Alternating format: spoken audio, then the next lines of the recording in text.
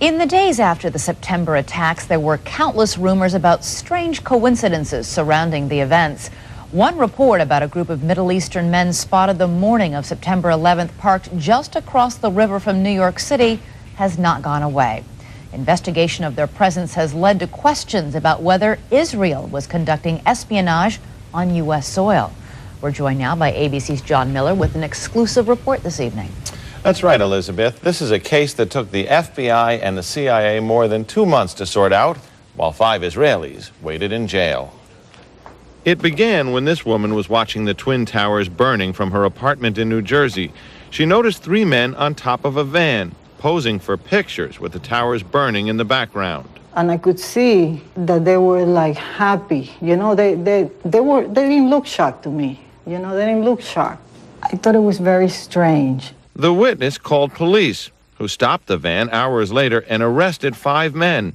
All 5, it turns out, were Israeli. They were turned over to the FBI. Sources tell ABC News during a check of national security databases, some of the men were listed as having had connections with Israeli intelligence. At the FBI, that set off alarm bells. The FBI needed the answers to 3 important questions. Who were these men? What brought them to that parking lot on the morning of September 11th? And did they have any advance knowledge of what was going to happen that day? The men said they were just taking pictures at the time. They said they worked for a company called Urban Moving. The FBI obtained a search warrant for the company's offices. 2 SUVs were filled up with between 9 and 12 boxes and computers. Not long after the arrests, the offices of Urban Moving were simply abandoned. Almost everything was left behind. In jail, the 5 Israelis were repeatedly interrogated and given lie detector tests. Stephen Gordon was their American lawyer. They were asked questions if they had ever been approached by or hired by any non-United States intelligence community. While there is still some debate among American intelligence officials, many investigators believe some of the men were part of an Israeli operation aimed at monitoring radical Islamic charities that support groups like Hamas, something lawyers for the 5 men and the Israeli government strongly deny. These 5 Israelis were not involved in any intelligence operation in the United States. The story is simply false. In the end, the FBI concluded there was no evidence that any of the 5 men had advance knowledge of the September 11th plot. After 71 days, the 5 Israelis were deported, leaving some ruffled feathers among both U.S. and Israeli officials. It was widely reported that men had been celebrating the attack after recording the first plane strike. They were not Al-Qaeda, but they were detained. I grabbed my binoculars and I could see the towers from my window. And this is where I'm looking. And all of a sudden, down there, I see this van parked. And I see 3 guys on top of the van. And I could see that they were like happy. You know, they didn't look shocked to me. You know, they didn't look shocked. There was a group of Israelis, some of whom later were revealed as Mossad assets, who were arrested after cheering and high-fiving and videotaping the crash of the airplanes into the World Trade Towers. Several other men were detained after a van full of explosives was stopped outside of Manhattan. Earlier, we had heard that an FBI spokesperson said that there was a report on the George Washington Bridge, which is another facility which you folks are responsible for policing, a report that there had been a van stopped there that had explosives. Asked this week about another sprawling investigation and the detention of 60 Israelis since September 11th, the Bush administration treated the questions like hot potatoes. I would just refer you to the Department of Justice with it. I'm not familiar with the report. I'm aware that some Israeli citizens have been detained. With respect to why they are being detained and the other aspects of your question, whether it's because they are in intelligence services or what they were doing, I will defer to the Department of Justice and the FBI to answer that. On March 6, 2002, a draft report from the DEA said it may well be an organized intelligence gathering activity. Despite all of this, all the Israelis were let go without any espionage charges being filed. Fox News anchors Britt Hume and Carl Cameron would do a 4-part investigation into these allegations in December of 2001 and yield stunning results. It has been more than 16 years since a civilian working for the Navy was charged with passing secrets to Israel. Jonathan Pollard pled guilty to conspiracy to commit espionage and is serving a life sentence. At first, Israeli leaders claimed Pollard was part of a rogue operation, but later took responsibility for his work. Now, Fox News has learned some U.S. investigators believe that there are Israelis again very much engaged in spying in and on the U.S. Since September 11th, more than 60 Israelis have been arrested or detained, either under the new Patriot anti-terrorism law or for immigration violations. A handful of active Israeli military were among those detained, according to investigators, who say some of the detainees also failed polygraph questions when asked about alleged surveillance activities against and in the United States. Investigators suspect that the Israelis may have gathered intelligence about the attacks in advance and not shared it. A highly placed investigator said there are, quote, tie-ins. But when asked for details, he flatly refused to describe them, saying, quote, evidence linking these Israelis to 911 is classified. I cannot tell you about evidence that has been gathered. It's classified information. Now, when the FBI investigated, it quickly unraveled to be the largest foreign spy ring ever uncovered inside the United States, the largest. Even the Soviet Union had not been spying on the United States as much as Israel has been doing. So the FBI started to round up these spies. They started to arrest them very quietly, and they were about halfway through this process of rounding up this spy ring when 9/11 happened. Numerous classified documents obtained by Fox News indicate that even prior to September 11th, as many as 140 other Israelis had been detained or arrested in a secretive and sprawling investigation into suspected espionage by Israelis in the United States. Investigators from numerous government agencies are part of a working group that's been compiling evidence since the mid-90s. These documents detail hundreds of incidents in cities and towns across the country that investigators say, quote, may well be an organized intelligence gathering activity. The first part of the investigation focuses on Israelis who say they are art students from the University of Jerusalem and Bezalel Academy. Documents say they, quote, targeted and penetrated military bases, the DEA, FBI, and dozens of other government facilities, and even secret offices and unlisted private homes of law enforcement and intelligence personnel.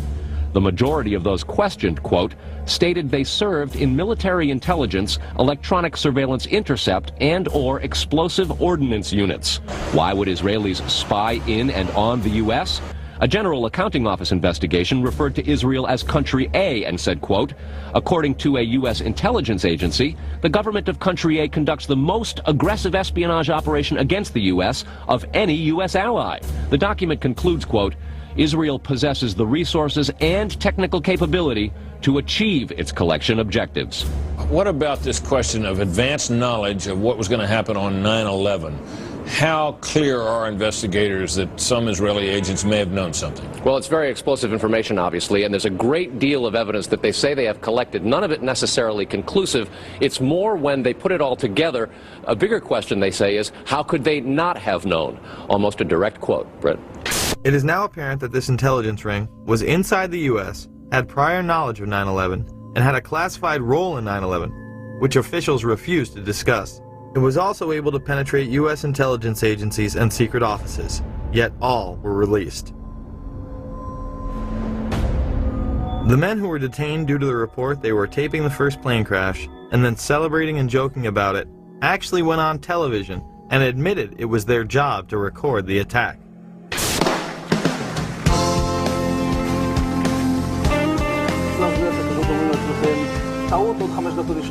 And at that point, we were taken for another round of questioning, this time related to our allegedly being members of Mossad. The fact of the matter is, we are coming from a country that experiences terror daily. Our purpose was to document the event. How could they have known about the attack? And who sent them to document it? The evidence points to a large intelligence network inside the United States that had teams on the ground, such as the ones recording the attack, and electronic surveillance teams gathering information. Wake up, Americans.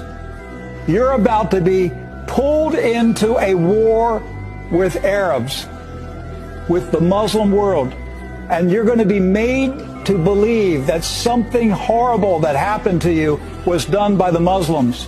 But it wasn't done by the Muslims. It was done by a wild card, the Israeli Mossad, that's cunning and ruthless and can carry out attacks on Americans and make it look like Arabs did it. That's the literal definition of a false flag. I didn't write that. That's a false flag. That's not my conspiracy theory. That's a U.S. Army report. The day before, published the day before 9/11. Yes. You can call me any name you want to call me. That's a U.S. Army report. They warned us. They were telling us what Israel is capable of doing. I'm a Palestinian.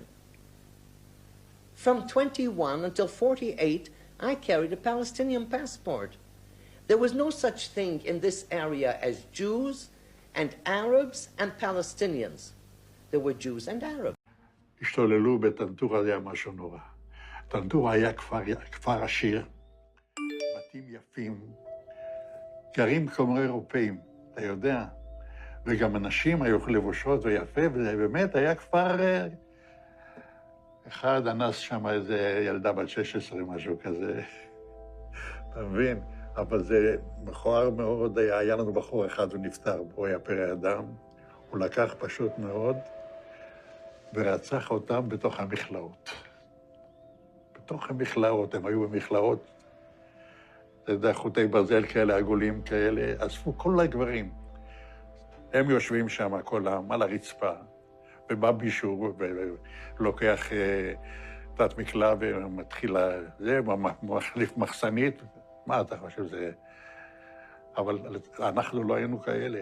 הוא היה יוצא דופן, הבחור הזה, כן, מה שהוא עשה. והשתיקו את הדבר הזה, והיו חבר'ה שלקחו את הלוויורים ורדפו אחרי חבר'ה ושרפו אותם. זה היה משהו זוועתי, וזה אסור לספר, אני לא אדבר על זה, כי זה יכול להיות סקנדל שלם. אני לא רוצה לדבר על זה, וזהו. ב3-4 חודשים הראשונים הייתי רוצח. מה זה אומר? אני לא לקחתי שבויים. בזמן קרב, אם מישהו ירים ידיים, משהו כזה, לא לקחתי שבויים. זה זעזע אותי עד כדי כך, לא יכלתי לעבור לסדר היום. אם היה עומדת כיתה של זה, עם ידיים למעלה, אז באותו יום הייתי רואה אותי, הייתי קוצר את כולם, עד כדי כך. כמה אתה חושב אנשים הרגת ככה? לא ספרתי. אני לא יכול לדעת בחיי. היה לי מקלע עם 250 כדורים. ותראה, יריתי, נלחמתי כולם. אני לא יכול לספור. 99% conviction rate. Shut up. We don't do anything illegal. You cannot take us to jail. If you are not involved, please go. Shalom, my friend. We bless you. You're in my country. You come to the United States, you can say whatever you want to say. That is a free world, yes? You're not in the United States. You're in Israel. I understand. You cannot say whatever you want to say here. Yes, you can. It's legal. It is legal to preach about Yeshua. We preach at Damascus Gate. The police said it's okay. We preach at Jaffa Gate. The police say it's okay. Please stop. I respect you. Respect me. He doesn't have to respect you. Huh? Doesn't have to respect you. That is the right thing. Are you Jewish? Do you want to honor God? That is the godly thing to do. We respect one another. The godly thing to do is to kill you. The godly thing is to kill me. That's right. Yes? That's what the Torah says. The Torah says to kill us. The Torah says that people who worship idols such as yourself, when there is a Sanhedrin, to kill us. Yes. Okay. That's what the Torah says. So we know how the Jewish people feel about Christians, yes? That you discriminate against Christians. Christians are idol worshippers. You discriminate against Christians. The Torah says that Christianity is idol worship. Jacob, you know this is not your house. Yes, but if I go, you don't go back. So what's the problem? Why are you yelling at me? I didn't do this. I didn't do this. But it's easy to yell at me, but I didn't do this. You are stealing my house. And if I don't steal it, someone else is going to steal it. No one is allowed to steal it, يا عمي. זה לא שלי להחזיר.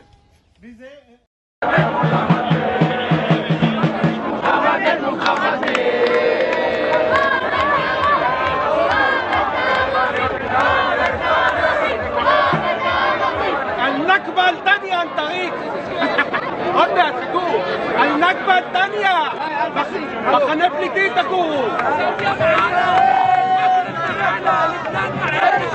انت ودينك مسخرة ومسخرة ערבי טוב, ערבי בקבר. ערבי בבן זונה יהודי בנשמה ערבי בבן זונה.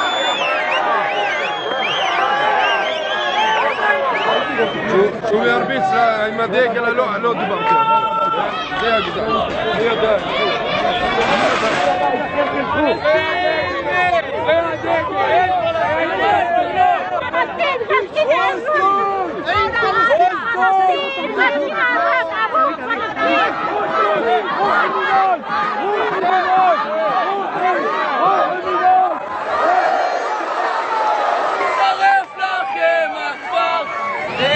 הבית שלנו. פהם עליי,